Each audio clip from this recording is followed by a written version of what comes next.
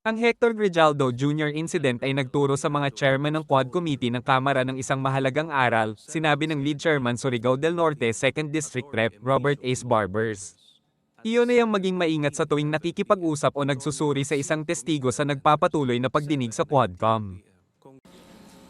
PM. Colonel Grijaldo enters the holding room. At 7:17:59 p.m., Attorney Emericio Kilang enters. At 7:18:11 p.m., Attorney Rotsiv Comigat enters. At 7:19 p.m., Congressman Dan Fernandez enters. At 7:20:35 p.m., Congressman Benny Abante enters. At 7:35:35 p.m., Congressman Dan Fernandez and Benny Abante leave the holding room. At 7:36:14 p.m., Colonel Grijaldo exits with Attorney Kilang and Attorney Comigat. At 7:36:25 p.m., Colonel Grijaldo, all smiles, is seen conversing with Jimmy Fortaleza. Well, I think that's a lesson ngayon. Wala na may ibang intensyon, wala na may ibang motibo yung aming dalawang kasamahan na kongresista. Nung kinausap nila yan, in fact, kinausap lamang nila si Grijaldo because it was the request of Colonel Garma.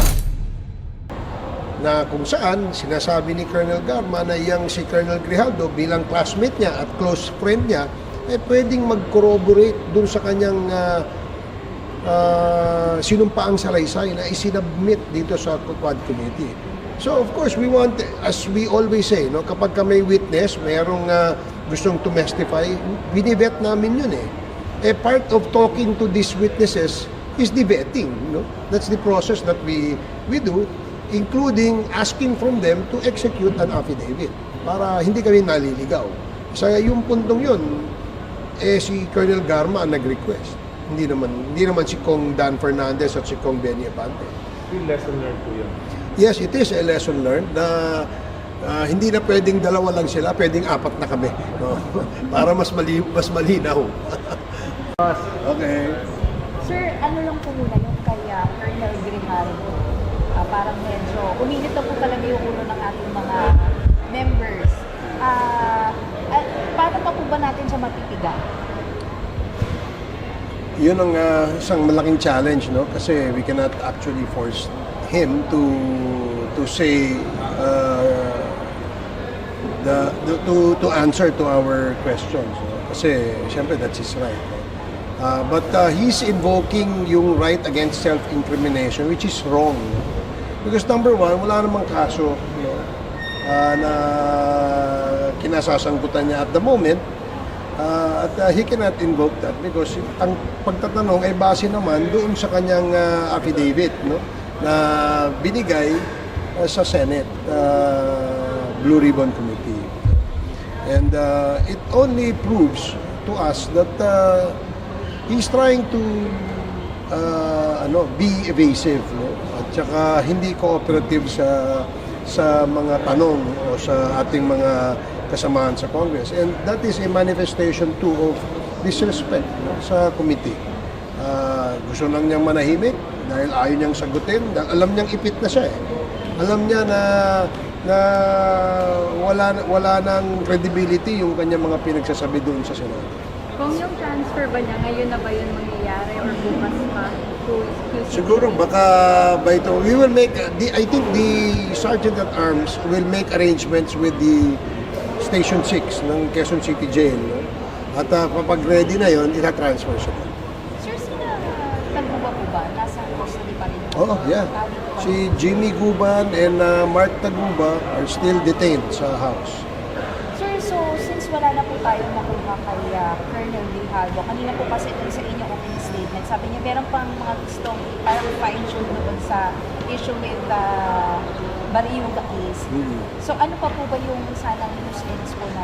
Yun ang gusto naming kasi lumabas naman din sa mga pagtatanong ng mga members ng Quad na parang mali yung report dahil nabanggit nga dun, natanong ko nga kanina, sabi ko, is General Barriuga included in the drugs watch list, hindi niya sinagot, pero nung sinabi niya, did you when I asked, sabi ko kung bakit nasama ba sa report ninyo si Gerald Barayuga na bilang isang drug personality.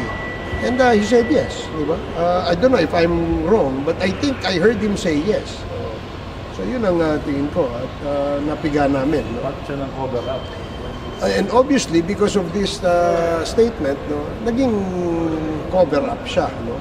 Sa totoong motibo at totoong mga suspect na pumatay doon kay Gerald Barayuga.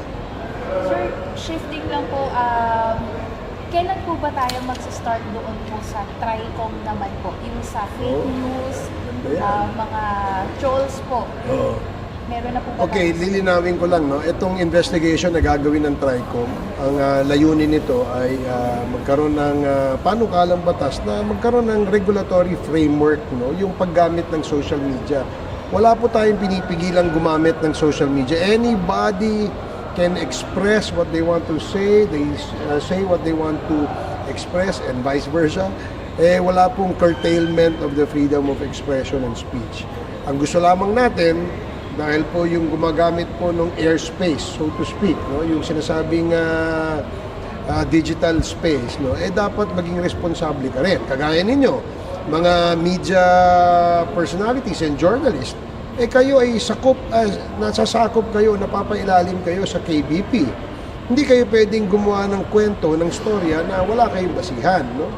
At kung meron man kayong storyang ilalabas, ito'y kinukuha nyo yung magkabilang panig.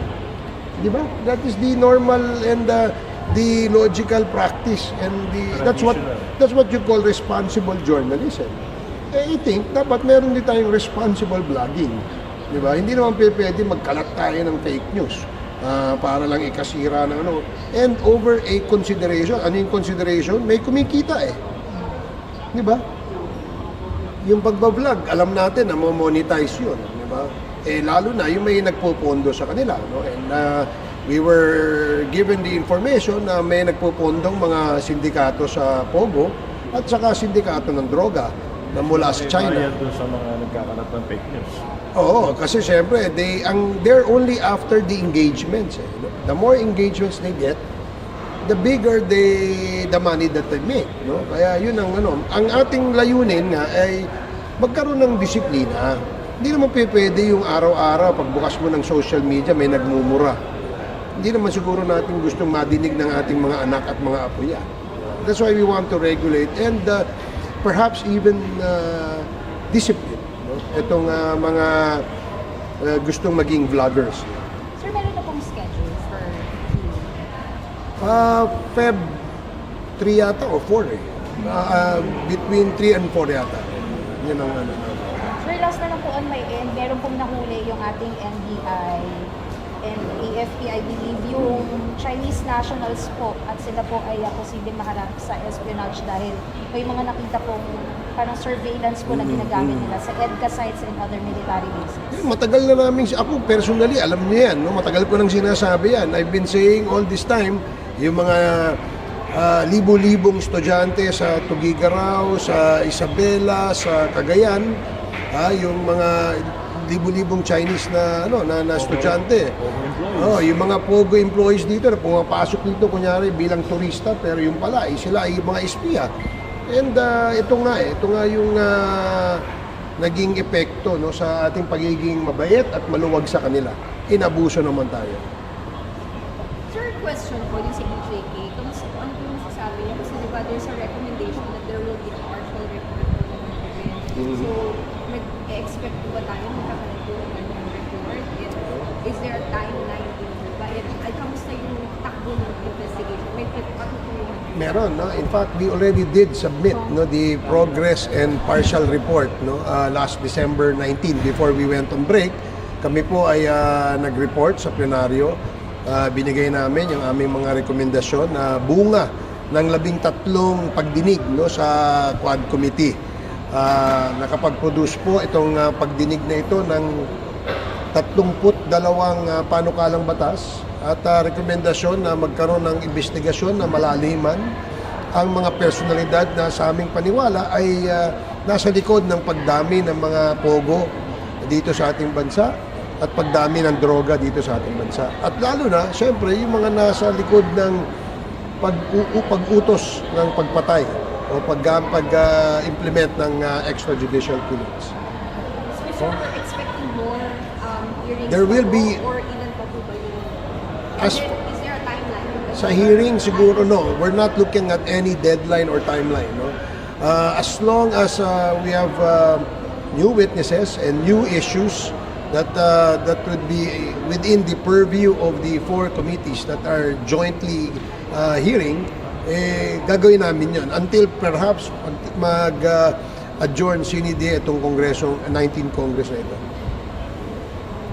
Yes, it is a lesson learned, sabi ni Barbers sa mga mamamahayag sa isang pagkakataong panayam noong Martes ng gabi, ika-21 ng Enero matapos ang ika-14 na pagdinig ng Quadcom. Ang humarap sa mega panel sa mga pagdinig sa marathon noong Martes ay si Grijaldo, isang police colonel at dating hepe ng pulisya ng Mandaluyong City.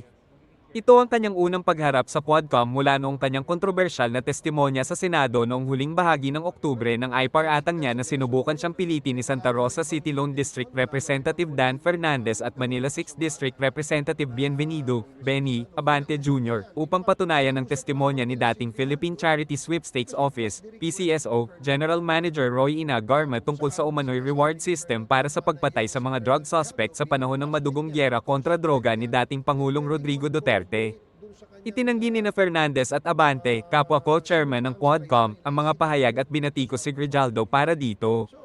Habang nakausap nga ng dalawa si Grijaldo sa isang hiwalay na silid sa nakaraang Quadcom hearing, sinabi nilang walang pamimilit na naganap. Well, I think that's a lesson ngayon ano. Wala namang ibang intensyon, wala namang ibang motibo yung aming dalawang kasamahan na kongresista nung kinausap nila, si Grijaldo, Barbers said. In fact, kinausap lamang nila si Grijaldo because it was the request of Colonel Garma. Hindi naman si Kong Dan Fernandez and Kong Benny Abante sabi niya. Sinabi ni Barbers na magkaklase noon sina Garma at Grijaldo.